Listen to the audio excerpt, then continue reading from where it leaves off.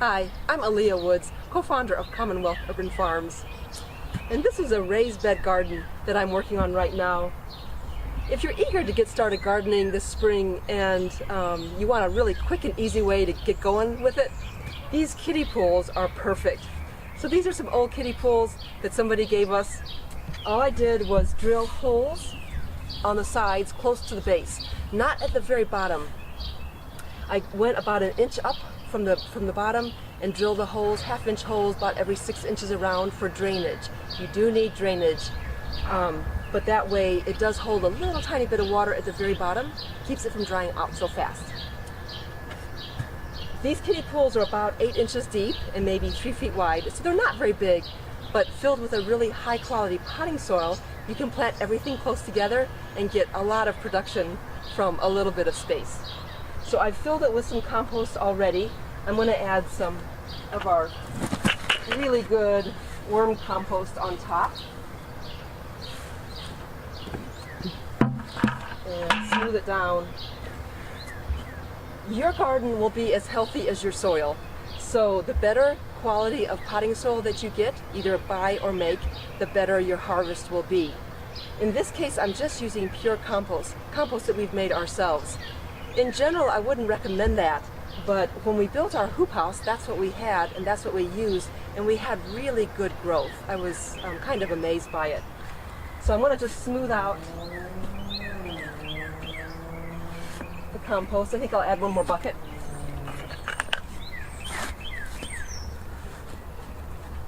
If you Google kiddie pool gardens, you'll come up with all sorts of information about how to do this.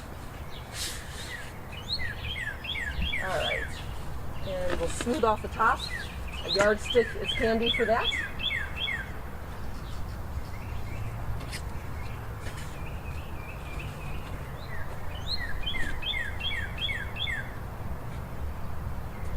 And now it's ready to go. I'm going to plant carrots and baby turnips today. So I'm going to make some little ditches about 5 inches apart. So normally I wouldn't plant carrots and turnips this close together, but because we have such a high quality soil in this raised bed, we can plant things much closer together than we could in regular garden soil. So I'm going to make a series of little ditches which to plant. And I'm going to start off with carrots. These carrot seeds are pelleted, which means they have a clay coating around them, which makes them, relatively speaking, nice and big and really easy to see. You can just use regular carrot seed too, but regular carrot seed is brown colored and it disappears when you plant it, so it's really easy to overplant and not even realize. With these guys, when you drop them in the soil, I'll plant them about an inch apart, you can really see what you've got, what you've planted, where you might have missed a spot. I'm going to do every other row of carrots and every other row of turnips.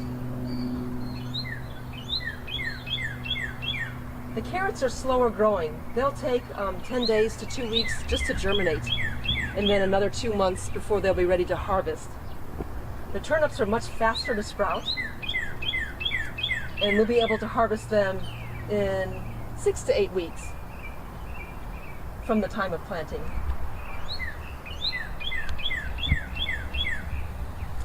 So by alternating every other row of carrots and turnips, by the time we harvest the turnips, the carrots will be really growing. That'll give them a little more space to grow after we pull the turnips out.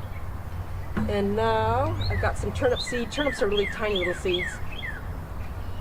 They're dark colored, so it's really easy to overplant. And I'm going to drop them in about 1 per inch.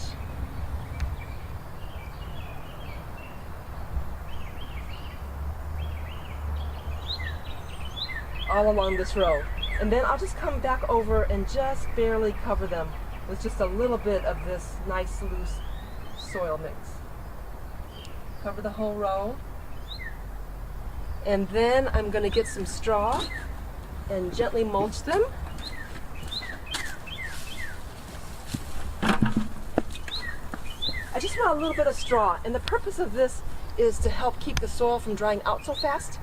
but I'm not going to put it down so thickly that it would be hard for the little tiny shoots to push their way through the soil. After I got the straw down, then I'll gently water and stand back and watch those babies grow.